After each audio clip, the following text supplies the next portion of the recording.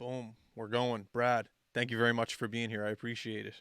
No problem. Thanks for having me, guys. How was your morning? It was good. It's good. Yeah. What'd you do? Got up and worked out for a bit, and then I went out to the club for probably 6:30 Yeah.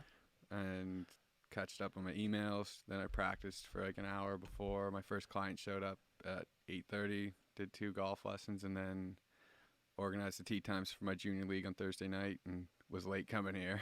I don't mind. It's all good.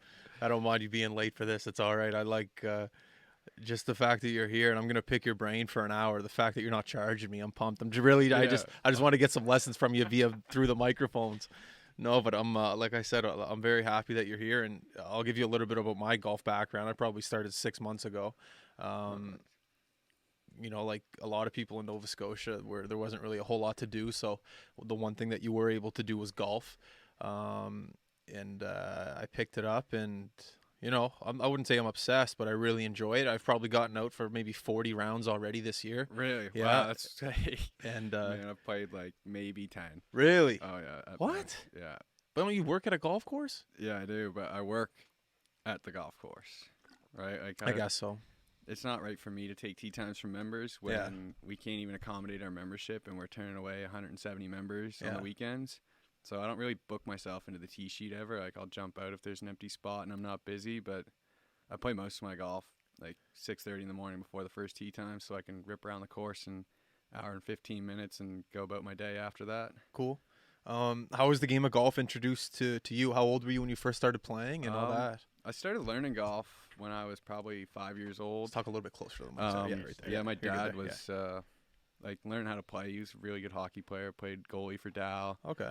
and was like playing in all kinds of corporate events with his business. And he's like losing to all these like unathletic guys, and he's like, "What's going on here? Like, I can't figure this golf thing out. Like, it's really hard." So we started taking lessons in a group with my brother, my dad, and I when I was like 5, and started learning at the same time as him. And then didn't really play a lot, just really with dad when I was young. And we got sent to golf camp once a week in the summers from the age of like 6 till probably 13. I went to the PEI Golf Academy in Yeah, I saw Brudenell, that. Dundurave, Yeah. and I started learning there. But I really didn't get into the tournaments till probably about 14. Like I played some local club stuff at Oakfield, like just like the junior league and then like club championship, junior invite. But I didn't really travel much outside of Oakfield when I was young. Okay. Played like I think the first tournament outside Oakfield I played was the Nova Scotia Midgets when I was 13. Yeah.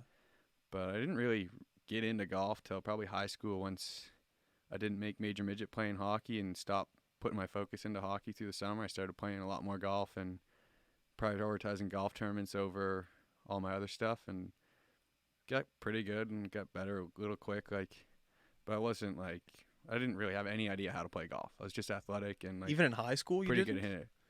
I mean, you would say I had a good idea. I was like almost a scratch golfer, but I just had like zero game management until I went down to the States and went through the same thing as my dad of like getting down there and being on a golf team and like losing to these like 130, 40-pound like skinny little kids that can't even hit their drivers past my 3-iron. I was just like, what's going on here? Like, why are you guys beating me? I don't understand. Yeah. But I just had horrible game management. Like I used to hit driver off every hole because I thought you're supposed to hit drivers on par 4s and 5s. Yeah, you sound like me right now. And, That's what like, I do. I just didn't place my ball in good spots, and like I was always trying to hit at the flag stick and like trying to make birdie on every hole, and it's not realistic. Like golf's not a game of perfection. Like it's impossible to hit perfect shots. You're in a forever changing environment. Like even standing on the driving range, every single swing you make, it's a different environment. The wind's gusting differently, temperature changes. Like there's so many different factors that perfection's straight impossible to where like the perfect round in golf is a 59. Right, it's happened 5 times on the PGA Tour. Only 2 of those times was a par 72. So 13 under is like your perfect round of golf. If you consider the fact that there's 4 eagle opportunities, 18 holes, the best score in tour history should realistically be like 18 to 22 under par, if perfection was realistic. But it's not. Like your lie's uneven every time. You're in the rough. You're in the fairway. The grass is different. The wind's different, the temperature's different, the hole location's different, the tee box is different. Like it's never the same. The golf courses are all different to where perfection's like impossible. Like bowling, people bowl 300 games like all the time because they're in a consistent environment. It's the same motion over and over and over again. It's very repeatable. But even though the golf swing's the same, you're always in a different environment. So like it's impossible to hit perfect shots. To where, like, if you're aiming at the flagstick and you hit it good, you've probably already hit a bad shot. Like, if you don't think about where you want to play your next shot from before you even choose the shot you're going to hit, you've already hit a bad shot. So wait, you mean if you haven't chosen where you want to place the ball before you hit, Perfect, you've hit it, right? so Like, you don't want to aim for the stick, you want to aim to where you want to play. Like, if flag okay. is like back right, I'm trying to hit my ball down the left side of the fairway, so I get a good angle into the flag. Okay. Versus, like, Oakfield's a good example. Like, holes like 8 and 16, the greens are very elevated. So if the flags are red on the front, I'm never going to hit it up inside 100 yards because I can't put enough spin on that ball to stop it quickly on the green. If I put myself in that awkward, like, 50 to 80 yard range where I don't have a full swing, I don't have enough spin to stop it. The green's elevated. If it hits short, it'll stop and roll back. If it lands on, it'll roll past. So if I hit a good tee shot with a driver into the fairway up there, I have almost no play. Versus if I think about where I want to play my next shot from, which is outside 100 yards where I can spin it, then I have a way better opportunity to keep my ball in play. But more importantly, I have some options coming into the green rather than putting yourself into a bad situation. Wow, what an answer. One of my favorite quotes is, like, Ben Hogan says that 80% of golf is not about hitting perfect shots. It's about making sure your bad shots end up in a good place. So you're not going to hit them all perfect, but if you can, like, almost always try to miss the green short, right? Golf courses are designed to cater towards the general public. Even a championship style layout, par 4s and 5s are almost all designed that you can roll the ball all the way down the fairway, roll it up onto the green. And all of the greens are always going to be pitched back to front. Like, very few greens you've ever played are going to slope anywhere other than back to front because it's designed to hold shots from the general public that aren't coming in high with a lot of spin. So if you miss your shots short of the green, you're always playing uphill, and it's far easier to play uphill than it is down.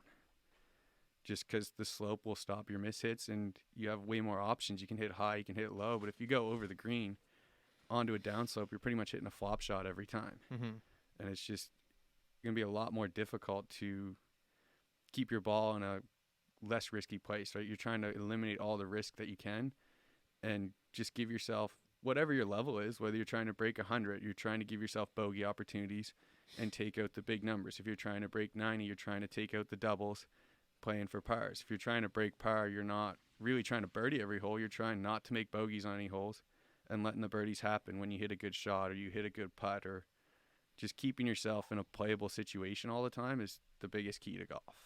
Interesting. It's way, like, to me, like, golf is, it's such a unique sport because you're out there on your own. Like, you got to be the athlete and you got to be the coach at the same time, right? Like, if you think about football and you're a receiver, your job is to run and catch, and that's it. You're just an athlete. You're just playing a sport. The coach is doing the strategy. The coach is playing the game. The coach is picking the defense, picking his best strategy to expose his athletes. But when you're out in the golf course, unless you have a caddy, you're out there on your own. You got to be the player and the coach yourself. You got to think the strategy side of it, figure out where you want to play your shots to, and then you got to go be an athlete and hit the ball there. Mm-hmm. But if you haven't, like, thought about where you want to go before you hit it, it's going to be really hard to trust the shot you're going to hit. Where you see almost every amateur golfer just aim it at the flag on every single shot they hit, not even accounting for any of the risk.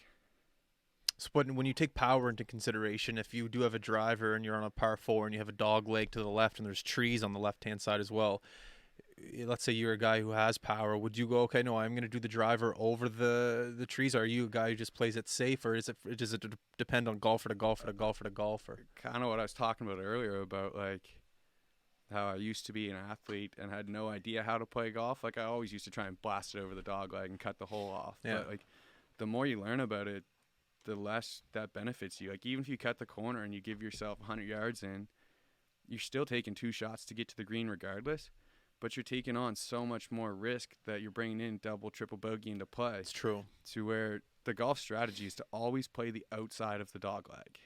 If it's a dog leg right, you don't want to try and cut the corner. You want to hit it to the opposite side of the fairway, to where even if you hit it into the trees on the other side of the hole and it's curving back left to right, you're going to be coming out of the tree line straight towards the green. If you try and cut that corner and you don't make it, there's going to be trees between you and the hole.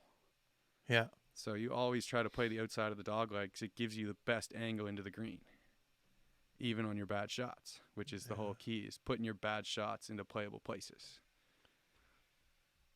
I love that. Like you haven't even taught me how to swing a club, and like Saved you 5 strokes. Yeah, honestly, my best score this year was a 91.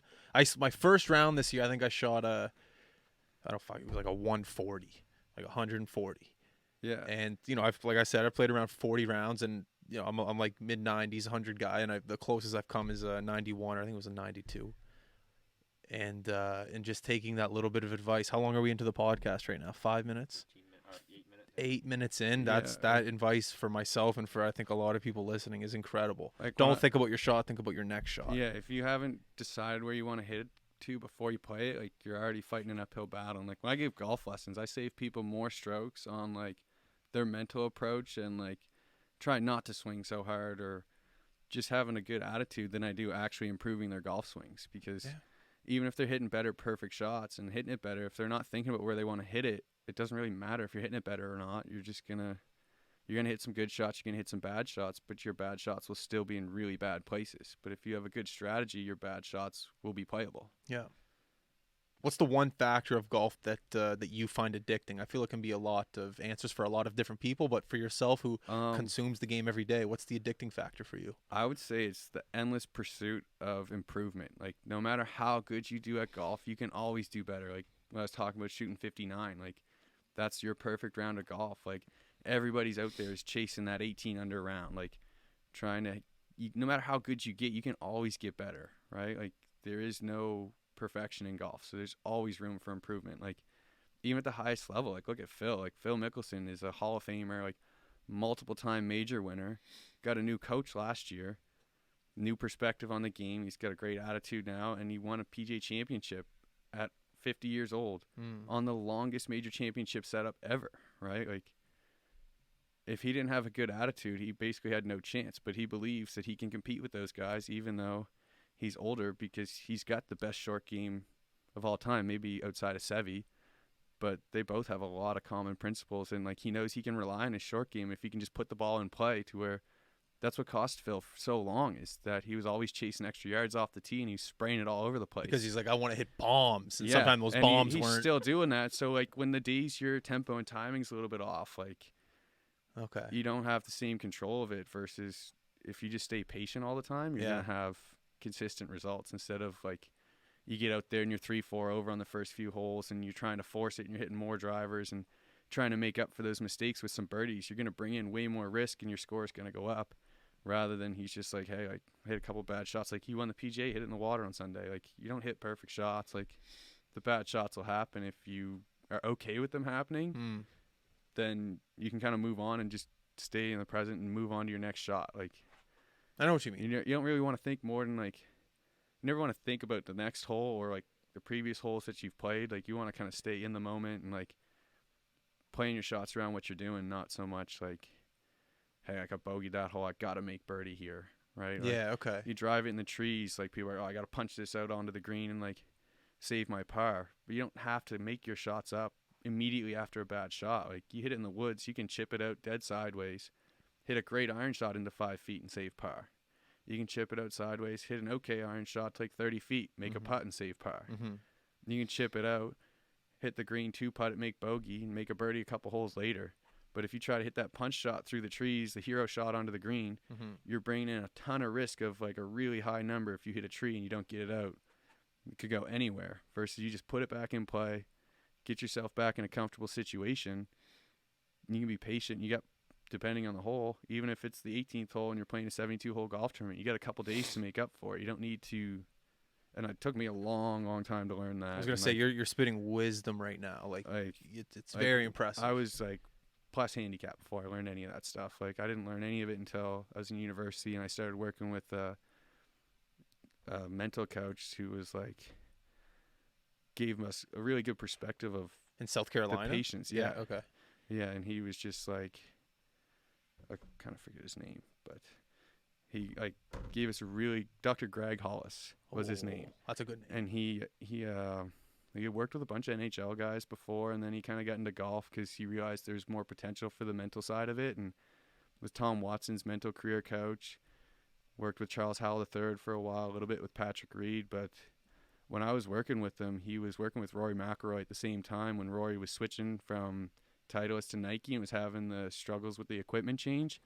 He worked with Dr. Greg Hollis over like just his attitude towards the game and like understanding that the clubs are virtually the same between each brand. Like the ball speed's maxed at 1.5 miles an hour to club head speed on any brand's driver. Like iron technology hasn't really changed. It's more about getting shafts that fit your swing properly and maximizing your personal swing and getting the best results out of it. But he like, I don't know, I learned a lot from him and just like Rory's perspective of not so much trying to make birdie on every hole like he was when he was a kid, kind of playing the patient style of the game and waiting for your par fives. And the golf courses are all designed to trick you. Like there's holes that are very difficult that you're not meant to make birdie on. There's holes that are easy that you're going to have a chance. Like par 3 scoring average in PGA Tour, the leader is usually like 2.9, 2.95, like barely under par. There's usually less than 10 guys that average under par for par 3s on the season.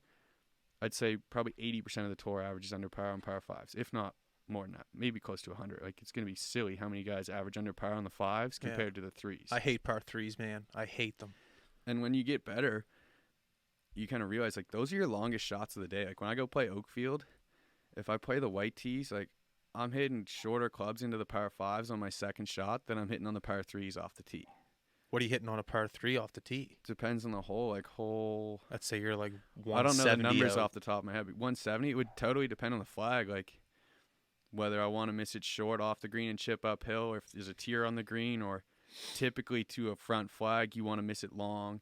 Back flag, you want to miss it short. So if it was 170 to a middle flag, I would hit an 8-iron that carries 167, and it would kind of end up near there. But if I had 170 to a back pin, I'd probably hit the same shot. 170 to a front pin, probably hit the 7-iron, make sure I get it past it, right, put it on the green, then putt back to where that 8-iron, I have to hit it perfect to get it there, versus I could just hit a nice smooth 7, knowing I'm going to be 3 to 5 yards long, but I'm going to be on the surface, and even if I mess up, I'm going to have green to work with if I get it somewhere up past the hole, versus if I were to try and force the 8-iron and miss hit it, then I got to get up and down. But pretty much, unless you're hitting pitching wedge or less, you're always aiming like to the safe side of the flag, just trying to get the yardage right. Give yourself a play off your second shot. Like I don't really ever aim at flags anymore unless I got a wedge in my hand. And even when I do, I'm really not aiming at the flag stick. I'm trying to hit it like somewhere 5 to 15 feet putting uphill. Okay. Like I'd almost always rather be double the distance going uphill than half the distance coming back down. Like I would prefer to have an uphill straight 10-footer than a downhill 5-foot slider. Okay. Have you ever raced in track and field or anything like that before?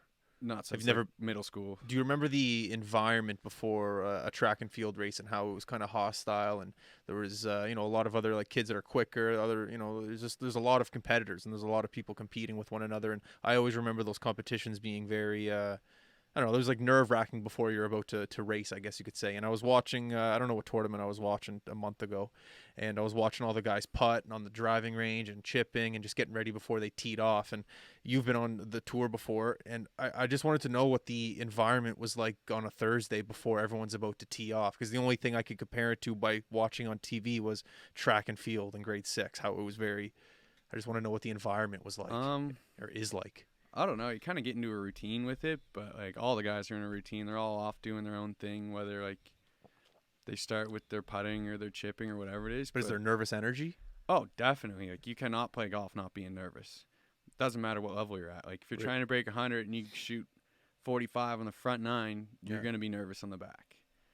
If you're trying to break 80 and you are like 4 over with 5 holes to go, you're going to be nervous. Like especially with millions and hundreds of thousands of dollars. Yeah, like the whole idea is like you can't play golf not nervous. You can't win a golf tournament not knowing what your score is at. Like some people might tell you like, oh, just forget about your score and like I can't focus on it. Yeah, it's impossible. Yeah. Like you can't win a PGA Tour tournament without knowing what your score is at. Like they have giant leaderboards with your face on it and everybody's score right beside it. Like if you're 1 up or 2 up or 4 or 5, whatever it is, you know exactly where you're at all the time.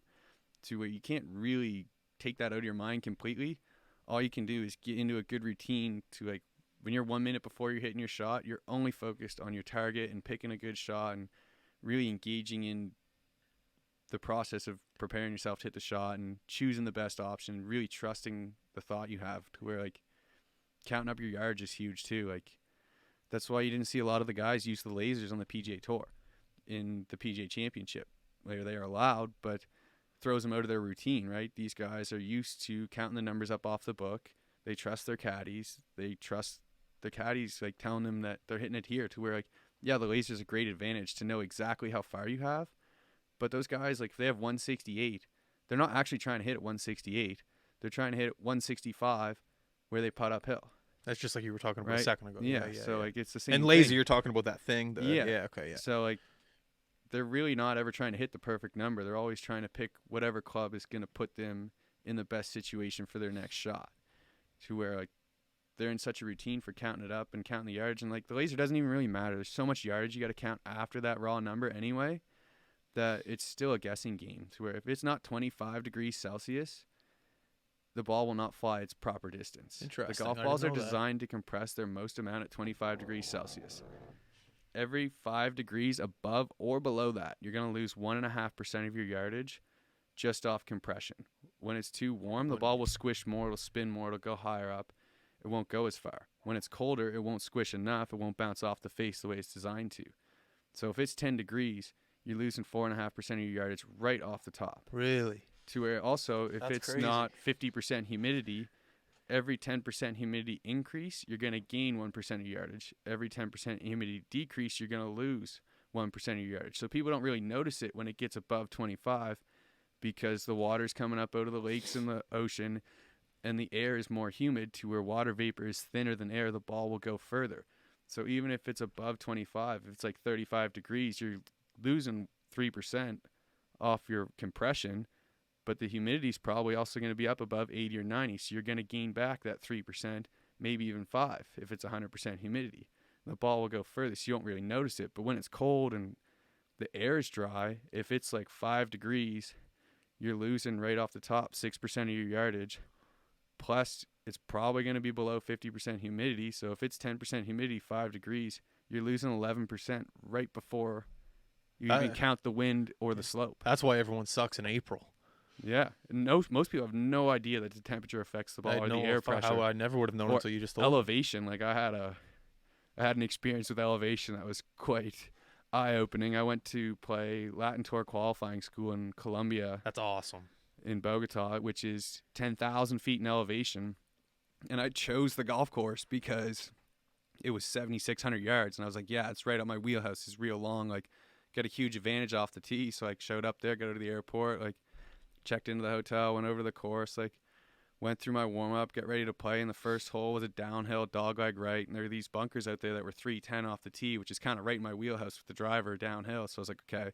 Sorry, it was downhill to the right, downhill? Like yeah, downhill, okay, sorry, and yeah, then okay. there's bunkers on the dogleg 310 yards out. And I was like, okay, I'm going to lay up short of that and play in from there. Yeah. And I hit 3-iron off the tee, and I flew it over the bunkers. And I was like, oh, that's weird. Like, must have been more downhill than I thought, or downwind or whatever. So I got up there, had 140 yards in, hit my pitching wedge 142. So I pulled it out of the bag, hit it right at the flag, and I was like, yeah, that's a pretty good shot. And, like, I was watching it, and it smokes the trees, like 30 yards over the green on the top of the trees. I was like, whoa, like, that was weird. I continued to do it for 3 or 4 holes, just blasting everything, like 20, 30 yards over the green. Like, had no idea what was even going on. No one told you until this? One of the guys in my group was like, hey, like, you know, we're in elevation right now. And I was like, cool. What's that mean? And he's like, the ball's going to go further. You know that, right? And I was like, no, I had absolutely no idea. So, like, every 1,000 feet in elevation, you're going to gain 2% of your yardage. So we're up there playing at 10,000 feet, and I'm hitting it 20% longer, and I have no clue. Like, absolutely no idea. Even when I found it out in the practice rounds, it was so hard to adjust in the tournament that, like, I didn't trust my yardages the whole time. But then I went back and, like, played after, and now I'm pretty good at playing in elevation because, like, I know how to count it, and I trust my yardages now. That's cool. But it was just, like, I was, like, fish out of water. I had no clue. I'd never played golf anywhere other than sea level to that point. Wow. So I was just, like, and I'd played a couple rounds in, like, the Pennsylvania mountains or something just casually where, like, I didn't really notice. It was like, oh, the ball's going far today. Well, now that I'm thinking about it, like the Colorado Rockies, the baseball team, they have the most home runs out of any other MLB team for the past how many years because they're so high up, the ball just flies. Football that in makes Denver, sense. They kick the longest field goals. Yeah, that makes sense. Yeah, it's crazy. Like, the wind's, like, whipping in your ears. Like, it feels crazy windy, but you hit the ball up in the wind, and the wind doesn't affect it because the air's thin. Like, the wind's gusting left to right, and you hit it, and it just goes right through it. It's like, whoa. I was like, Cool. did I hit it that good, or is it just like the air pressure? Yeah. And it took a long time to kind of get comfortable with it. But it's like that everywhere. Like I played in Mexico. We were playing like 5,000 feet, and I was 2 years down the road after that, and I was pretty good at counting the yards and had a good week. But like anytime you're in an unfamiliar environment, it's really hard to adjust. Wow. That's really cool. Just the fact that you traveled for golf and you played around the world, like Mexico, Colombia, playing in different cultures. I think that's so cool. I've only played maybe at 8 courses in my entire life, and the fact that you get to like when you travel to Mexico, how do you have a caddy that you bring, or do you meet someone there like Happy Gilmore, meet the guy in the parking lot? It's exactly like that. It's an absolute disaster down there. What? So what happens? Like, man, my worst caddy. Well, I wouldn't say his worst. The kid was really nice, but in Argentina one year, I got assigned a caddy. I was 12 years old. Wait, so you were 12? No, I was like 20. And I got assigned a 12-year-old to caddy for me. Buddy signed up to caddy and lied and said he was 16. And he came out and he was like maybe like 4'2". That's like the Like, movie. That's just like a that little- movie with Shia little LaBeouf. kid. I was like, The greatest game ever played. That's and just I like that felt kid. bad. I didn't want to be like, no, like you can't have the job. Like I need an adult. And I was like, all right, let's go. And like Buddy showed up in like jeans. It was 45 degrees Celsius. Had to carry my golf bag around the course for 5 days in a row. So he didn't carry your bags? No, he did. Okay, he in did. Jeans Okay, yeah. And like out in the hot sun, it was like 45 degrees down there. It was crazy. Like I was like, I felt bad for him, but I was like, what am I gonna do? Like go rat this kid out that's like trying to make a couple bucks? Like it was funny. I was like, my buddy I was traveling with, he's like, I don't know what I'd do. I was like, I don't know. I just kind of was like babysitting him and like. Did he give you any good tips on the course? Oh no, not at all. And like he was like picking up range balls and like kicking them down the fairway like a soccer ball. I was like, man, you can't do that. You're gonna get me penalty strokes. Like if you do that on, I don't even know if like I might have cheated. Like that might be a rule. Like he's not allowed to do that. But it's like if you do that on the green, like I'm 100% getting penalty strokes. Wow. So I kept like taking his ball and like throwing it away. But like, Buddy didn't speak English, so he didn't get it. And he thought I was just being a dick, like throwing his ball away. But I was like, yo, you can't do that. It's against the rules. Like, you're going to get me in trouble. And he didn't speak any English. No, he like taught me a little Spanish, but like, he had about as much English as I have Spanish, which is like a couple numbers and like a few golf terms that I picked up from some of the guys I played with that speak Spanish. What do you look for in a good caddy? What are the characteristics of a great caddy? Honestly, what I would look for in a caddy is someone that personally knows me really well and can tell when I get out of rhythm. And they can tell when I'm forcing it or tell when I'm frustrated. To where like, yeah, it'd be great to have a caddy with tons of golf knowledge and stuff, but like I have enough of it that I can get myself around the golf course, but I can't really pick up on my behavioral cues. Having someone that knows me really well, it's a lot more beneficial for that than it is for golf advice. To where like I had a couple of regular caddies that knew my game as well really well, or one of my buddies that used to play on the web.com or what is the Corn Ferry now would caddy for me a lot down south, and like I would trust their golf advice a lot more. But having someone that personally knows me and knows my behavior and when I'm a little bit off or when I'm in a good rhythm and it's okay for me to play aggressive makes a bigger difference than having someone that knows golf. That's cool. To where you see a lot of guys on the tour like brother-in-law's caddying or DJ's brother caddies for him. Like Phil's brother, isn't he? His caddy? Yeah, exactly. Yeah, Phil's brother knows a lot of golf. He was a college golf coach for a while. Okay. Like, really experienced, and it's not like DJ's brother doesn't know golf either, but like they're out there because they know their personalities, not because they're giving golf advice. Cool. I like that. Yeah. So that would be what I would look for in a caddy, is just someone that's going to be able to keep me even keel and keep my mind in the right spot more than giving me golf advice. Yeah, I like that. Because you know enough about the game. You don't really need advice on the game. It's just I don't need someone to count my yardage for me or tell me where the smart spot is to hit it. Yeah. But when I tell them what I'm going to do and I pick something aggressive, they're going to be like, hey, like, what are you doing? You're 3 over right now. It's not going to magically change so you can start hitting it at the flag sticks. You got to play defensive and just put it in a good spot. Yeah. Versus if I'm like 4 under and I'm feeling it, they're just going to let me hit it at the flag all day. Yeah. That's cool. I want to know about golfers that you've met that you've taken the most from, whether it be advice, whether it be just anything, like a golfer that you really respect and that you've had a conversation with. Oh, man. That's really hard. Like, I've met so many different golfers over the years. Yeah. People that I really like admire, people that do stuff beyond golf. Like my friend Chad Tootin from South Carolina plays on the Corn Ferry, and his girlfriend has lupus, and he built a foundation to support that and donates money from every birdie and every eagle he makes, and is really trying to make a difference outside of the game. That's cool. To where, like, yeah, you learn tons and tons of stuff, and like I had lots of guys on my college team that like taught me how to chip and learn how to play Bermuda grass, and like I've learned so much from so many different people. But the thing I would probably like to do most myself is just to like grow the game and kind of give back outside of golf.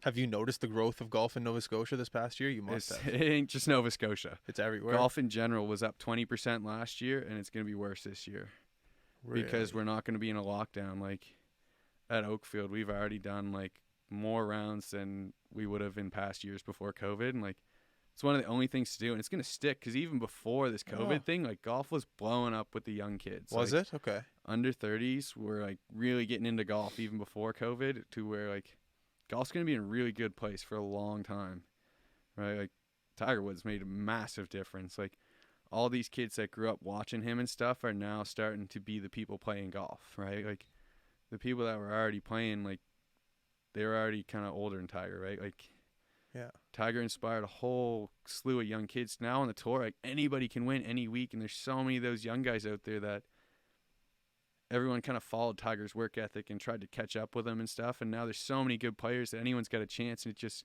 encourages everyone else to believe they can do it too. Yeah. So like you're gonna see a lot of different young guys come up to the tour, and it's not gonna ever be like Tiger. There's never gonna be someone that dominates like him. Like Is he the best of all time?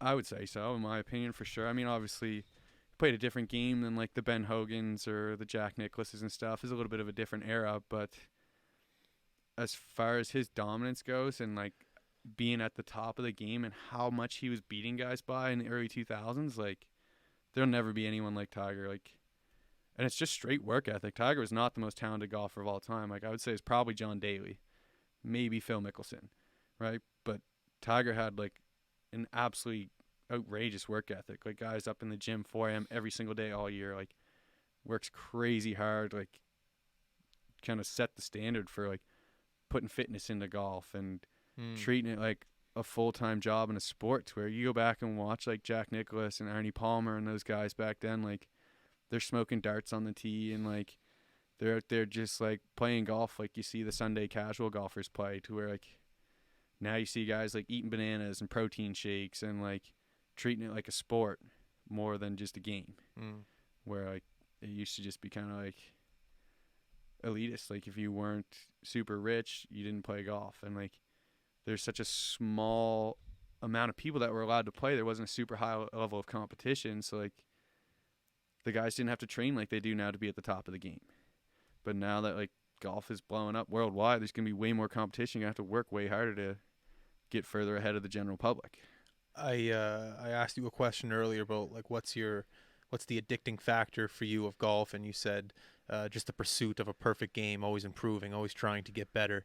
And I agree to that point, but I also think it's watching these pros on television, or I've always wanted to go. Well, not always. This past year, I've wanted to go to an event, but you should. It'll change your mind on golf completely. We're gonna get into that in a bit. But for myself, the addicting factor is watching it on television and watching these guys and some of the things that they're able to do on television. And one thing you just brought up the work ethic of Tiger Woods. I was watching on YouTube a couple days ago what's that thing where it's USA versus Europe? Oh, the Ryder Cup. The Ryder Cup. Yeah, so Ryder Cup. Tiger's awesome. Tiger's warming up for the Ryder Cup, and he's the only guy there probably 20 minutes before DJ shows up. Everyone else shows up, and you see this guy just laser focused while there's probably 600 people behind him just watching him chip. It's got watching no him. idea they're even there. But do you know the video I'm talking about? He's wearing like the raspberry like sweater. It's on the PGA YouTube posted it. Nonetheless, it doesn't matter. It was unbelievable to see this guy, who he is, what he's accomplished, be there for 20 minutes before these guys even show up, and they stroll on. You're talking about the driving range too. The driving range. Because like I've studied Tiger's warm-up routine, I can 100% guarantee he'd already chipped and putted before he got up there. He was probably out there an hour before the other guys. Just keep talking for a second. I'm gonna show it but to you. To go off of that, what you're saying about watching a tour event, it would blow your mind if you watched one in person. I heard it's great because you get to go close to the golfers. Like you can just. I think it's great because you get to watch the whole tournament. You're not just watching the highlight reel you see on TV. When you watch golf on TV, yeah, you're only watching the guys in the top 10 that are having a really good week, and the highlight shots from all the other guys. You don't see what golf actually looks like. You don't see the guys that aren't hitting it well playing their shots to safe places. You only see the guys that are dialed in, aiming at the flag the whole time. That's why so many people get roped in to try and hit birdie on every hole. Yeah. To where when I thought I had no chance of playing pro golf, like I didn't even think I was going to play college golf. But when I was down there in South Carolina, the Harbortown tournament was like 20 minutes from the school I went, and I went and watched it play. And like I was watching some of these guys hit range balls and like warming up. I was like, wow, this is not nearly as impressive as I was expecting. And I watched them play on the course, and you're just seeing guys that aren't in contention, like hitting shots that are worse than the shots I hit. I was like, whoa, like this is totally eye-opening. Like I'm better than these guys. Like I can do this for sure. And like it's like that moment was like, man, I can probably do this. Like there's way more humanizing when you see them in person. When you watch it on TV, you're just watching a highlight reel. Yeah, whether it's a live highlight I never reel, thought of of it from that perspective. When you're watching on TV, it's just highlights. Yeah. And it might not be like a highlight reel. It's live for the guys that are contending. But still. But all the shots you see from the guys that aren't in the last 4 or 5 groups are just straight highlights. And the guys in the last 4 or 5 groups are having like their best week of the year. They're dialed in. They're like going at flags. They're hitting really good shots. And you only see the best shots on TV. You don't like in a golf tournament, you shoot even par for 4 rounds. You take 288 strokes. 144 guys. There's like hundreds of thousands of strokes being taken, and you only get to watch like maybe 2,000 or 3,000 of the best ones. Yeah, I never thought of it from that way. But that's what got me. That's the addicting factor, like that stuff. Because then I want to go to the driving range, or I want to go to the course, and I want to do that. But I never thought of it from that perspective. Going to an actual event and seeing how humanizing it is. It is very like. They tricked me. They got me. They tricked me big time. Golf's way more about hitting your bad shots to good places. Like those dudes out there still hit bad shots. Like, see, I didn't know that. Yeah, everyone thinks like the guys on TV are so much better than they are. Like Dustin Johnson shot in the 80s like for almost a month straight last year, and then he went on and averaged like 66 for the season. But you only watched him shoot the 66s. You didn't get to see any of the shots he shot when he shot 80. You're right. I didn't. Right. I'm sure his sponsors wouldn't be happy if the TV showed that too. Yeah, exactly. Right. They're just. It's so funny. Like when you're playing hockey and you're having a bad game, like you're out on the ice, you can see the guy that's feet aren't moving that day. You can see the guy that's like out of position. Like, there's nowhere to hide. But in golf, like, there's nowhere to hide score wise, but they're not going to put the camera on you. Yeah. It's when true. You're watching like any other sport, like there's nowhere to go. Yeah. I love it. I'm going to get out to one. Yeah. Oh, definitely. Hopefully get out to one. We'll have a couple MAC Tour events in PEI. End of August. Oh yeah. Yeah, Brudenell, Dunderave. Are you in it? Not yet, cause I'm too far off being a former member to get an exemption into it. Okay. But where the Canadian Tour is going to be Canadians only this year. Okay. They're going to open it up for just straight up first come first serve registration. So it was supposed to open June 21st, but I was emailing the tour director today, and he said that they're probably pushing it back.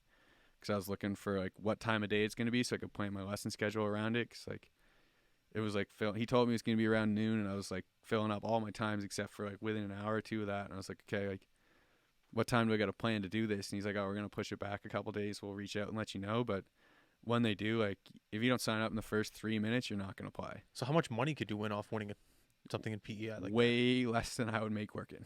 Really? Oh yeah. So then why?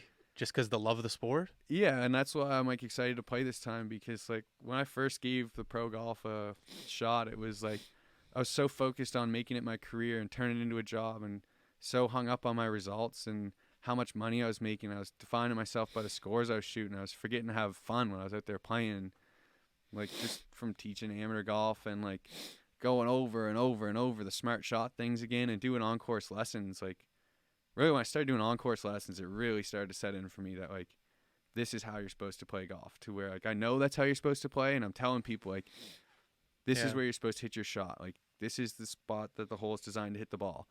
And until I actually got disciplined enough to go out there and do it when I was making an example to someone I was giving an on-course lesson to, I started shooting way better scores. Like, I've given 6 on-course lessons this year. I've only made 2 bogeys.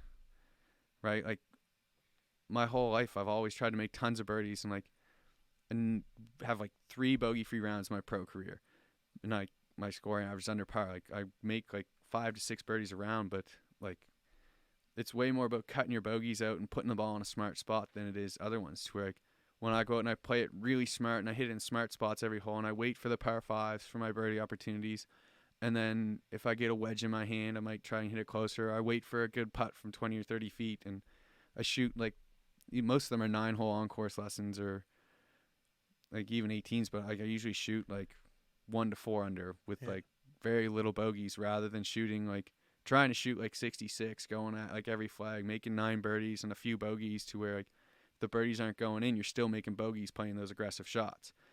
But like I just learned way more about it, and I hopefully when I go play and I'm actually out there to enjoy golf now that I have a job that pays the bills and I'm not like reaching out for sponsor money and stuff. And that was kind of the plan, is to get on my own 2 feet kind of thing, to where like when I graduated college, I wasn't even going to turn pro until like probably a month before I graduated. And one of the courses I worked at, like one of the members offered me $20,000 to turn pro. He's like, you should chase this.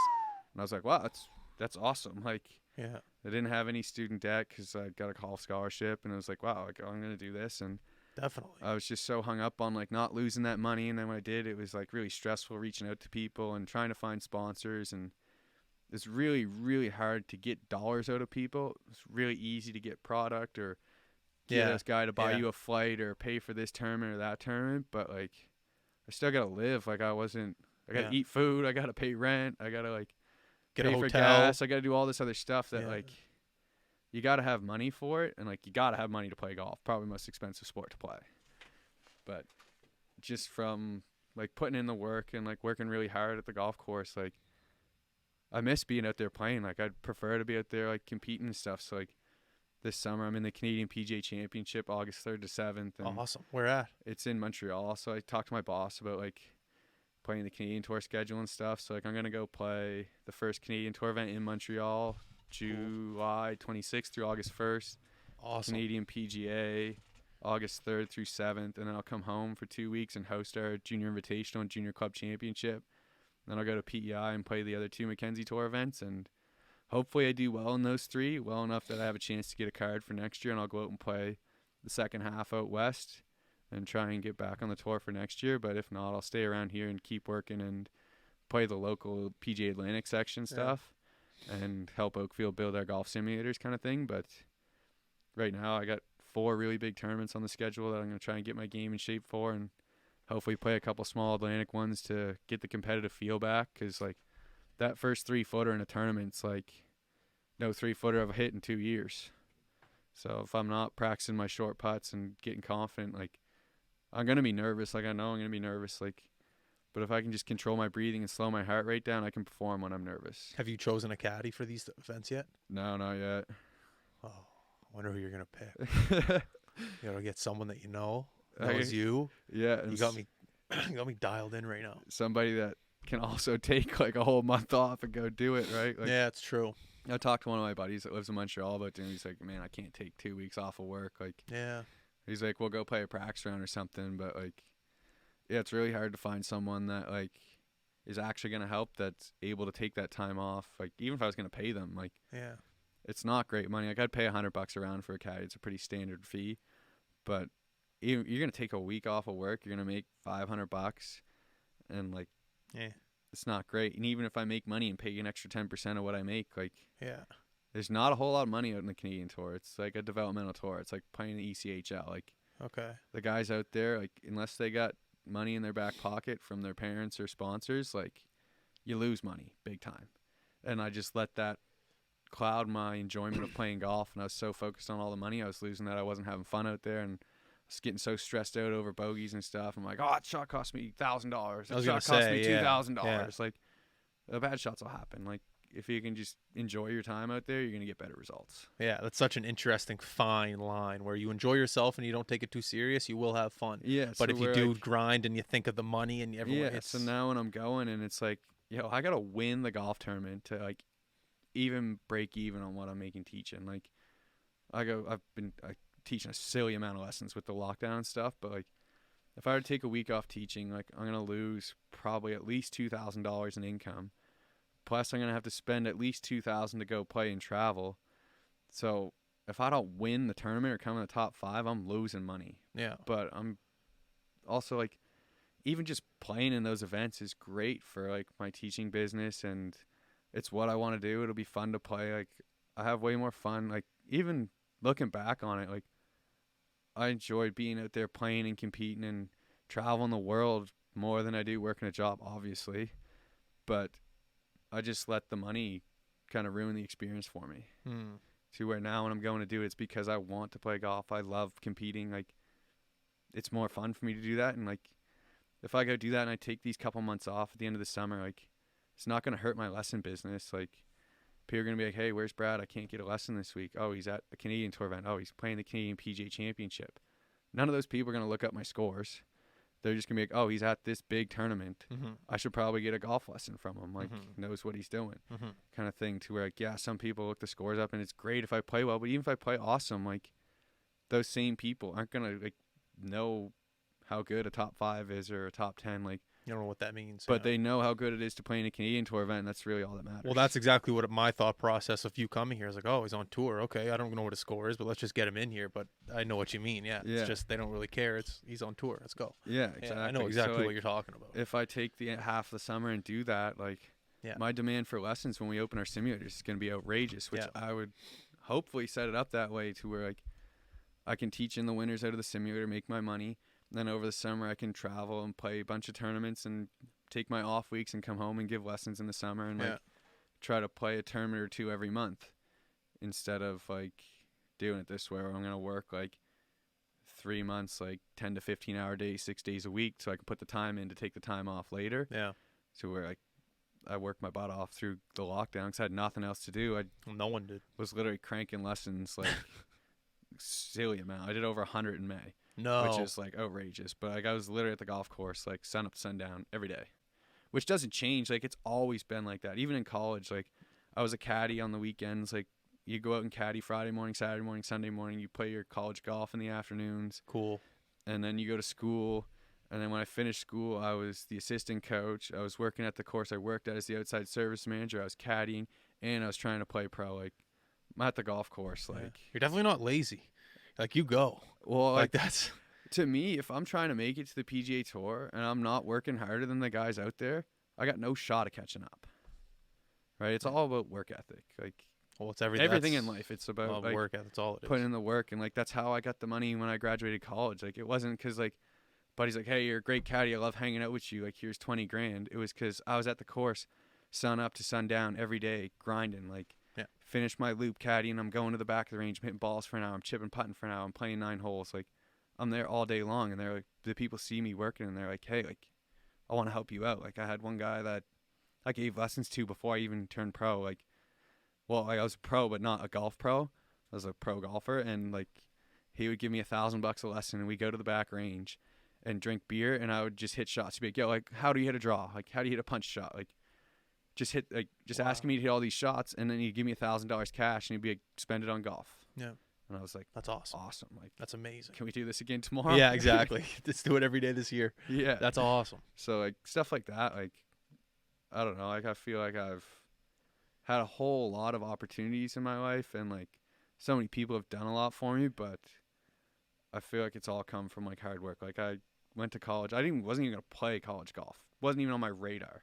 Like I was supposed to play hockey for like I think they're called like the Shipbuilders at the time, like junior A. I was gonna like try out for them and play there. Oh yeah, I think I no. Yeah, like I was in that organization. They weren't the Marauders and the Halifax Lions. Yeah, so I had like a tryout for them, and I was gonna play for the Bay Ducks if I didn't. Yeah. And just like go to Dow or SMU and like do business and hang out here and play hockey. But I was playing on Team Nova Scotia, and this school sent a recruiter up to look at one of the girls on the team. He's like, hey, I got this business where like you pay me this fee and I find you a school of your choice. And I was like, I want to go far enough south that I can play all year round. I want to be on a team that I can start. I'm not going to a different country if I'm not playing tournaments. Yeah. And like he found me a bunch of schools. I went down and visited him, and he took 10% of my first year scholarship, and we paid him a fee to do it. And then after that, like I got an academic scholarship my first year, and my athletic scholarship kept going up because I kept working hard to the point my last year of school, I went to school for free. And like sick. Even like the year before, I paid like $1,500 for the year. So like I graduated college with no student debt, and then got a bunch of cash from some of the members down south. And I was like, this is great. Like it's a no-brainer. 3-4 years ahead of everyone else graduating school with $40,000 in debt. So like I can take this time and travel the world where I'm young and energetic and I got this purpose to do it instead of working my whole life to save up and go on this vacation, like just to see places. Yeah. Versus, well, you don't really see any places when you travel for golf. Like, Yeah. I mean, like you travel on Mondays, you get there Tuesday, you play your practice round. Wednesday's pro-am day, so you don't play. You might get like, but you're not going to go do like an activity on the day before a tournament. You're going to go to the course. You're going to chip, putt, practice, play 9 holes after the pro-am. Yeah. Then you play Thursday through Sunday, fly to a different course Monday or a different country most of the time or wherever it is. And then you do it over again to where like they do it 2-3 weeks in a row. And like, Man. unless you miss the cut, you don't have time to go do it. And then when you do miss the cut, like you're traveling with your buddies, you go caddy for them so they don't have to take like the local guy, or Yeah. it's usually like high school kids or school teachers or just like, Yeah, I gotcha. it's not like the caddies that they provide are not The real deal. people that are caddies. Yeah. It's not like a PGA Tour event where you got like every guy that's a lifelong caddy from like 100 miles showing up to the course looking for that one guy that didn't bring his caddy. It's like people that are like, hey, like this is a pro event. I kind of want to be involved in this and help out and come out to caddy. It's not like they got any kind of golf knowledge, nor do they know the people at all. It's literally just a body to carry the bag. Yeah. That's so much information. I just want to golf right now. Yeah. Oh, I have that feeling like all day long when I'm standing on the teaching deck giving lessons. It's like someone's like, hey, we got a tee time at 1:30. Like, you want to join us? And I'm like, no, I'm teaching till like 6. Yeah. But I wouldn't be mad at that. Like, Yeah, I love that job. I don't even have that job, and I love what you're talking awesome. about. Like, I get to go outside and like hit demo shots for people all day. My game stays in good shape. I'm out in the sun. I pick my own schedule. I can take weeks off when I want. I can go play tournaments. Like, it's. I'll give you a scenario for me right now. One thing I'm trying to figure out, I got a 60-degree wedge that I absolutely love, and some guys, you know, what's the difference between the green but not the green? It's like not the rough, but the fringe, or like fringe, the apron, yeah, something like that. First cut. I find like, cause I use my 60 degree in my backyard so much, and I think that's my best club. I know how to use my 60 degree so well, but it's a fancy club. You get a lot of lob on it, and you can get it to where you want it to go, but I love it. I just love my 60 degree. If I'm on the fringe and I'm, I don't know, 20, 30 feet from the hole, I won't putt it. I'll use my 60 and do a little lob and try to get it there. I find that's more comfortable for me. But don't get me wrong, there's times where I completely go over the top of it and I shoot it way past the pin and I look like an idiot. What's your advice on that? On that? On like your club selection? Yeah. Always play the club you want to play. Okay. Like hit the shot that you trust the most. Okay. Whether you got to putt it out of the rough or you're hitting a flop shot from 15 feet, if you have any doubt in your mind, you're going to struggle to make good contact. Okay. But if you're like, I love that 60, I'll use the 60 all the time, and you trust it, it's definitely better to go with that than a club that you don't trust. Okay. That being said, the more consistent your results are with the smaller motion, right? If you hit the putt, it's a much smaller motion. It's much more consistent. Yeah. Typically, a good putt is always better than a good chip. Okay. Even a bad putt's often better than a good chip. Okay. Just because there's such much lower risk. Yeah. Right? Like when you putt it, you're probably never going to miss the green. When you hit the chip shot with the 60, sometimes you might sub it, sometimes you might blade it. Yeah. But I would always just play whatever club you trust the most. Okay. All right, you got to have 100% trust or you're fighting an uphill battle. That's one thing I do love about my game right now is that I see so much room for improvement, but over these past 4 months, I've seen a lot of improvement. So yeah, like my best score this year was like a 91. That's awesome. And the fact that I've only been playing for 4 months is great, but when you talk about, but the fact that you're talking about the frustrations and the mental, what did you shot selection? No, what did you say? Club selection. No, but you said something else at the very beginning. Play management. I like that. You talk about game management. Yeah, that's something I didn't even know existed. That's a huge thing. Like if you can you're gonna trust your shot. You're playing way more if you know your mishit's gonna go to a good spot. Like, but I feel like with this game management, I'll be able to take a lot of at least 5 strokes at least. Definitely. Because there's times where I'm in the woods because I just smashed the thing off the tee. And I can't find it, and I got to take a stroke. So if I can just eliminate that and use a 9-iron just to get it out there, and it's definitely like by the rules of golf, like if you hit one into the trees and you don't find it, you're hitting 3 off the tee box, to where you basically just made a double bogey in one swing. Yeah. it's going to take you 6 good shots to make up for that one swing. If you're going to make probably more than that, right? Like, cause you're going to have to hit 3 good shots on a par 4 to make birdie, right? And they might not all be consecutive. So like you're going to have to hit 6 good shots for every single time you hit it into the trees. Yeah, it's just not worth it anymore. No. And like that's what I was saying about used to hit driver everywhere. Like I had I've always made about the same amount of birdies, but it's about cutting out the bogeys for me. For someone shooting 90, it's about cutting out the big numbers, being okay with doubles and bogeys and getting rid of all the big ones. Yeah. To where it's probably my favorite golf stat I've ever heard. A golfer that averages 90 in 18 handicap is going to make 1 birdie a round on average. A scratch golfer, 0 handicap, is only going to make 2.8 birdies a round. The difference between a 90s golfer and a scratch handicap, those other 16 strokes, come from your short game and keeping the ball in play, not from making more birdies. I love that. That gives me hope. Yeah, especially with that game management thing. If you can cut out the big numbers and like make nothing worse than triple bogey for the rest of the year, your scores will be better. You can try to just make bogey instead of forcing the up and down for par and bringing in the double or triple. If you can just make bogey on every hole, you'll shoot 90. Okay. You don't need to try and make birdies to shoot better scores, because if you try to make bogey every hole and you're just chipping it onto the green to an uphill putt instead of trying to chip it in, then you're going to have a chance at your par putt, but you're not going to have the risk of bringing the big number into play. Yeah. Okay. Like you're going to save way, way more strokes just by keeping the ball in front of you and making your short putts. Like when I was in college, our coach used to say that every single time we get out of the van. He's a big old Southern guy that used to do long drive and didn't really know a whole lot about golf. It was mostly just like, there's not a whole lot of, like, obviously at the D1 level, at like Power 5 schools, they have some really knowledgeable coaches, but most of them are just glorified babysitters. And like we get out of the van every single day and he'd be like, all right boys, we're gonna go out there, make your 3-footers, keep ball in play. It's like, okay, like thanks for that advice. You want me to make birdie on every hole too? Like I knew that, but just from that, like if you're really good at your short putts, you're not worried about how good you are at chipping, because you know you can make your putts. And then you're not worried about your chipping because like you're not worried about your irons because you know you can get it up and down. So you're not worried about hitting it in play because you know you have the rest of the game. So if you can build your game from the hole backwards, you'll have a whole lot more confidence. And like that's how a tour pro would warm up. Like tour pros don't go to the driving range right when they get to the golf course. They start with the putting. They start with the smallest motion, find their tempo and timing for the day. Then they start with chipping, feel the ball contact. Then they hit some pitch shots. Then they go to the wedge range and they hit like. They get to the driving range, they start with their distance wedges, like 20, 30, 40, 50, 60, 70, 80 yards. Switch clubs, like 56 degree, 40, 50, 60, 70, 80, 90, 100. 52 degree, like 60, 70, 80, 90, 100, 120.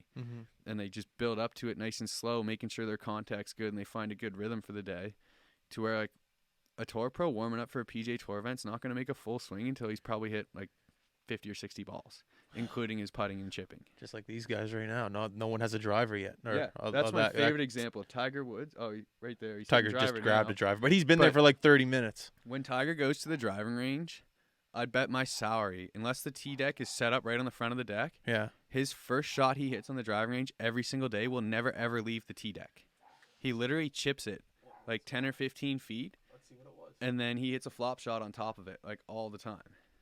So this is him just starting here. You can watch the TV, or if you want to watch this, you can. Yeah. So what is that? Oh, look, it's a little wedge. Yeah, you're right. And he's just going to, like, flick it out there. That's his first shot of the day, right? He's literally going to chip it, and then he's going to try and hit a flop shot on top of it. Look at that. You're right. That's crazy. And he does the same thing every time, right? So he's going to hit a couple of those chips, and he's going to hit them higher and higher with each one, working on his trajectory, building up his swing into a bigger motion. And then he's going to hit, like, 30 or 40 balls before he makes a full swing. Wow. How'd you know that? Because I watched a silly amount of golf. I probably watched just as much golf as I played it, but like that's the guy I study the most because he's the best in the game, right? If I'm trying to learn, I'm trying to learn from the best. So yeah, that's a good point. I mimic his warm-up routine when I play golf. Like I don't do he starts with 18 3-foot putts between two tees with one hand. Then he hits 18 putts with both hands from the same spot, 3-footer. He makes 36 putts before he even moves anywhere.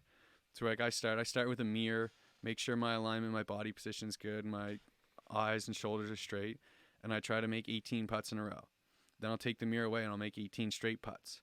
and then I'll go and I'll practice from like 3, 4, 5, 6, 7, 8 feet, trying to spin my way around the hole, making a lot of short putts.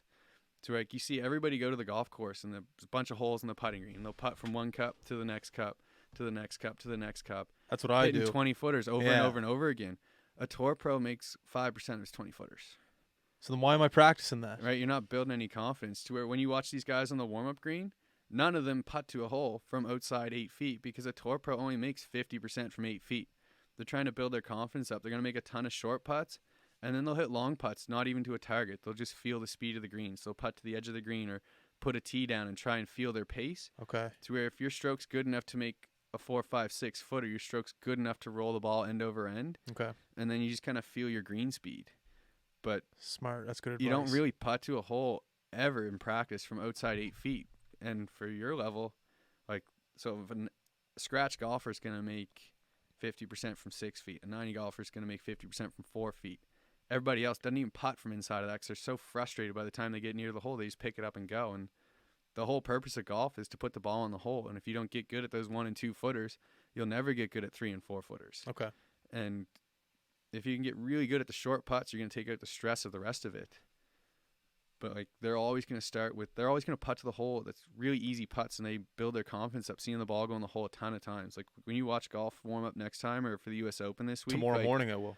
Yeah, like all the boys be putting tons of short putts before they go because they want to build their confidence up, see the ball go in the hole a bunch of times. Okay. Right? Making 103 footers in a row is way more productive than hitting 120 footers where you make like 5. Such a mental thing. You got to build your confidence up. That makes sense. Yeah, it's all about confidence and trust. Like, way more about your belief in yourself than it is your physical skill. I find I haven't taken a lesson at all with golf, and I find something that helps me, to be quite honest with you, is learning from my mistakes at the driving range. I was talking to Stuart Lenahan. He's like, I don't even go to the driving range anymore because he just knows his mechanics so well. But for myself, who's just been starting to play this year, I go to the range and I'll use an iron for 80 balls, and I'll figure out my mechanics of my shoulders. And it's been, at the beginning of the year I had a slice pretty much on every single club, but I figured out how to hit the ball, and I figured out how, I guess, not to put 100% power into it, and try to figure out how to use 70% and how to shape it and how to definitely aim it. And I find that works for me. And there's a lot of people, even buddies, it's like, excuse me, I'm not trying to take away what you do for a living. I'm sure you help people, but like, for my own advice, and when I go with my friends and they're like, oh, what are you doing there? How do you do it? It's just like, it's your mechanics. Whatever works for me works for me. Do you give that advice a lot for the people that you teach, or what feels most comfortable for you, or what? Like, kind of, sort of. Like, most of the golf lessons I give this time of year are almost all like balance and tempo oriented, to where like most people have no idea that their ball contact has way more to do with their footwork than their hand-eye coordination. Yeah. Right, the club will bottom out with your center of gravity, and if you can't control your turn through the shot and your weight shift, the club's going to bottom out behind or in front of the ball all the time. You're going to hit it fat, you're going to hit it thin. Your hand-eye literally only has to do with hitting it off the toe and the heel. If you can't control your center of gravity with your footwork and balance, it doesn't matter how good your swing is, you're not going to make good contact. Mm-hmm. You can swing as hard as you want so long as you can maintain very good balance. As soon as you're swinging so hard that you can't keep your balance, you have no idea where the ball is going to go, even if you hit the center of the face. Mm-hmm. Right? When you watch this week, I guarantee no one's going to lose their balance on any golf shots at all, unless they're like standing on like the edge of a root or like the edge of a bunker or something where like they're in a really awkward spot. But none of them will ever lose their balance, and they will all finish their swings well balanced on their front foot, facing the target with their belt buckle, belly button, and head. I have learned one that's through YouTube. Honestly, it's ball placement, on where to put the ball for each club, with a driver, with a 60-degree where I'm putting. I've learned where to place my feet, and that's definitely helped a lot, because when I was on the driver, like I remember starting this year, the driver, I'd put the ball on my back foot, or like in the middle, in between my belly button. I'm just like, well, what are you doing, Justin? And then you go on YouTube and you see like where to actually put the ball, and you got to put it on your front foot. If you set every club down to its natural balance point, all of the shafts will lean slightly forward, and when you match that with a straight line to your left shoulder, or if you're a righty, righty. Yeah, so if you set the club into its natural angle, they'll all lean slightly forward to a different degree on every club in your bag, except for the driver. It'll sit pretty straight up, straight down, because that goes in a straight line with your left arm. It means the ball is slightly up by your front foot. Mm-hmm. Every other club, if you match your left arm to the natural shaft angle of the club, Mm-hmm. it will tell you where it goes in between your feet. Okay. Okay. I like that. That's smart. And like that was something I didn't even learn until like I was a professional golfer. Like had no idea. Like I'd always got taught like this is where the 7-iron goes, this is where the 8, this is where it's supposed to go in between your feet. Yeah. And then in 2019 I went down and studied my golf coach that I worked with for 6 years in South Carolina. He was director of instruction down at Jupiter Hills, and I went and job shadowed him for 2 weeks and watched him teach over 60 golf lessons and like learned an incredible amount about the fundamentals that even helped my game. Can you give me an example, like a fundamental of golf? Like that, like the golf club will tell you where your ball position goes if you set it to its natural balance point. Cool. Or like the footwork on all these guys is very, very consistent with every single one of them. Yeah, they all swing it a little bit different with their arms and hands, different tempos, different lengths of swings, different swing planes and stuff, but every single one of them will have their front foot slightly open and they'll step onto their lead heel with good balance because that's your most stable balance point. When you're on your heel, you're supported by your bone structure rather than most people set up with their feet perpendicular to the target like they're riding a snowboard and their weight rolls to the outside of their front foot and they can't finish their turn with good balance. And once you lose your balance, you lose your center of gravity control and your ball contact's always going to be variable. Only so often will your hand-eye coordination and timing bail you out. It's did you find playing hockey or any other sports before golf helped you at all be a golfer? Definitely. Like, yeah, just learn how to be like an athlete and have coordination and hand-eye. Yeah. I find the same weight shift of a chip, just like using my 60 degree, is the same thing in hockey as a saucer pass. It's just that little slight touch, that little bup, bup, bup, bup, and then you just kind of get it up. But other clubs are ever different. said to like hold the club lightly in your hands or like, hold it like a baby bird, like I hope they specify they're talking about chipping and putting. Yes. Right? If you're going to swing that thing between 50 and 100 miles an hour, depending on the club, like you better hang on to it. That's why you got a glove on, right? Yeah. You don't use a glove for chipping and putting, right? Obviously, he's not chipping, but like if you're going to swing it between 50 and 100 miles an hour, like you better hang on to it. You don't want to be so stiff that your arms can't move, but you got to have a good grip if you're going to swing it that fast. To where like, do you put the tires on your car loose? Like the lug nuts on your tires when you're going that same speed? Like, no, they're cranked on tight. Like you're going 50 to 100 miles an hour. You better hold on to it. Yeah. But when you're around the greens, you want a soft touch and feel for really good distance control, right? That's when you hold it really lightly in your hands. But like, if you hold the club lightly in your hands, you swing at 100 miles an hour, it's gonna go flying out of your hands. To where like, if you got a good grip, then you don't have to squeeze it to death to control it. Yeah. But you do got to hang on to it. Definitely. But I do find not gripping it like a certain, well, obviously driver and the higher irons, you want to be able to absolutely. You got to grip. You got to hold it. Yeah. But I that's what I'm talking about with my 60, where I think I'm the most successful with my 60 because it reminds me most of a hockey stick, where it's a light touch, where it's a little. Yeah. You know, that's just me personally. But and that's like another great analogy for hockey. It's like when you're trying to score on a goalie, are you shooting it as hard as you possibly can every single time? No, because you're gonna lose your accuracy, right? Your aim is way more important than your power. Yeah. Same in golf. Like, you can score in hockey if you can place it in a good spot. You don't need to rip a slap shot on every single shot, right? Not every guy in hockey is taking a full bore slap shot on every single play, right? There's situations for that, like an open downwind par 5. Yeah, sure, go ahead and give it a rip. But like, if you're hitting a wedge shot, you don't need full speed. Yeah. Right? It's like a saucer pass. Like, you don't need to rip the thing to hit it where you want. You just got to have good balance and timing. How much time are we at? An hour 12. Are we at an hour and 12? Yeah. Jesus Christ, man. Are you good? Like, how much time do you have? You sure? Yeah, I'm good for another hour, but I don't know. Don't know if the viewers want to listen to 2 hours of it, but yeah, I'm good till 4:30. You said did you get fitted this morning for anything? No. I was supposed to do a fitting day at Penn Hills today. What does that mean, fitting? I'm like a fitting rep for TaylorMade, so I have all of the TaylorMade gear, all the new product, and like a lineup of like 30 to 50 shafts. Yeah. And like we'll take a TrackMan out there and it'll measure like how fast your ball is coming off, how high it's going, how much it's spinning, and we'll be able to match a shaft to the club head style that you like the best and that performs the best for you, and we'll get a shaft that produces the best results with your swing, to where there hasn't been a whole lot of technology change in golf clubs in the last like 5 or 10 years. Really? But the shafts are continuously getting better and more diverse too, so they can fit a wider range of players.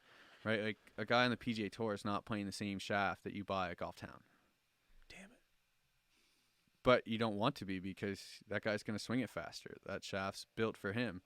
To where, like, if I hit a club as hard as I can hit it, like, my maximum club head speed with a 9-iron is probably like 95 to 100 miles an hour. If I hit it that hard, I'm only going to hit the ball like 140 to 145 yards because it's going to go higher. It's going to spin more. If I swing it at the tempo my clubs are designed to be swung at with my natural rhythm, I carry my 9-iron 157 because the ball will launch out lower with less spin. It'll travel a further distance with less club head speed because I'll compress it better and get more ball speed without having to swing faster. But my clubs are all built to be swung at a consistent rhythm, and when I try to swing too hard, yeah, my club head speed might go up, but also my spin rate's going to go up, and the ball won't go any further. Okay. I like how you said, though. Do you think the gear matters? 100%. You think? Definitely. Like, and if you're out there playing with wooden clubs, I'm going to crush you. Sorry. Obviously not wooden clubs, but like if I walk into a driving range and there's like an old set of clubs there, you think like a beginner golfer, could you get the job done?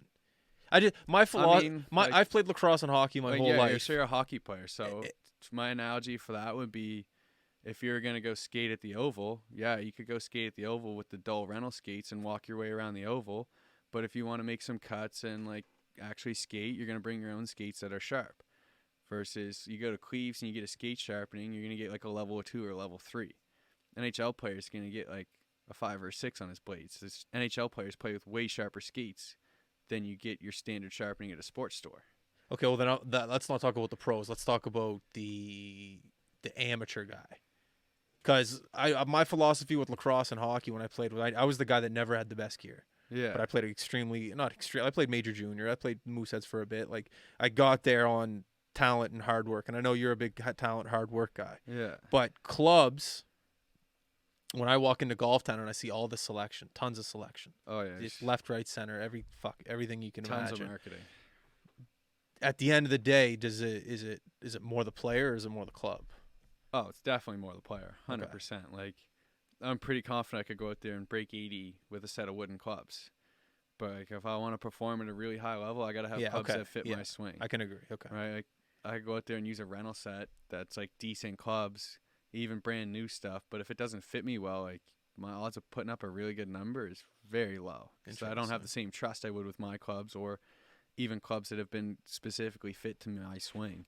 To where like most of the when I got fit, like I went to Toronto and did a TaylorMade headquarters to where like they weren't even measuring like how I was hitting the ball. They put sensors on every single joint in my body, and they fit my shafts to my swing tempo and how fast my body was moving, not so much how hard I was hitting the ball. But that's just not really an option because it's like $50,000 machine that there's not the demand in Nova Scotia to support that. Not yet. To where there's only one in Canada, and it's at the TaylorMade headquarters.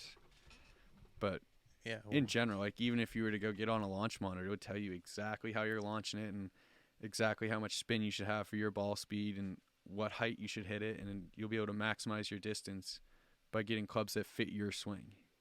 And it's more so about the shafts than it is the golf clubs. Okay, good to know. Yeah, well, I don't see myself making another purchase for golf a gears. bit. Like I made my first purchase this year. It was like $800. Expensive. Yeah. Oh yeah, like so I'll wait. Yeah, like the new TaylorMade driver is like $699 plus tax, so it's $800 for an off-the-shelf club. And then you can go ahead and get like a $300 upcharge shaft, so it's gonna cost you like $1,100 for one club. Dude, I walked into Golf Town for the first time like this year and bought my set. I felt like such an outsider. Like there were so many guys in there with like talking to the people that work there, and I was like overhearing the conversation about what they're talking about. No idea what they're talking about, and I'm just in there like buying this one package of like I bought like a whole set of clubs. But anyways, I just felt like an outsider. But now that I'm starting to get into the culture of golf and understand like my club selection, things that I'm good at, things I'm bad at, it's an exciting sport for sure. And like seeing all these clubs and different options, even hats, apparel. I love it. Even the way you dress in golf is cool. There's just a lot of elements to the game that I can see myself enjoying for years to come till I'm retired. Yeah, and like so many like hockey, baseball players. Yeah, like everybody that grows up playing a sport just like ends up playing golf because it's like a lifelong sport. Like you can be 50 years old and win the PGA Championship. Like, awesome. There's really no age limit to golf. Yeah. Which is like encouraging for me, where I'm hoping to go back out there and play, and I have a way better perspective of it now and a better attitude to where I'm not like, oh man, like the clock's passed me by. I didn't get drafted this year. Career's over. Like, there's no time limit. Like, That's as long as you get your mind right, you always have a chance. Yeah. What's one thing you're looking to improve on this summer when you're on tour? I just have fun. That's it. Just have fun. Dude, like, easy goal. Enjoy it. Awesome. Like, be out there, like, be happy to be back and just enjoy the shots and really play smart. Like, try not to win the golf tournament by making birdie on every hole. Try to win the tournament by not making bogeys. That's kind of the plan. That's awesome. Dude, well, thank you very much for coming on. I appreciate it. This was wicked. Awesome. Yeah, I'd love to come back. It's great meeting y'all. Dude, I'd love to come out on the course with you and somehow yeah, for sure. Definitely have to and get out just for a play. round or even just... I got to show you that 60 I'm talking about. Just chipping it on. Yeah, I got to show you what I'm talking about. We'll set something up for sure. I love it. I'd love to play. I'm going to try and play a lot of golf between now and end of July. So Okay, cool. We'll set it up for sure. Awesome. All right, everyone listening, thank you very much for tuning in. We do appreciate it. Today's Wednesday, so last podcast of the week. Enjoy your weekend. We will see you next week. Have fun. Stay safe. Play golf. We are out. Peace.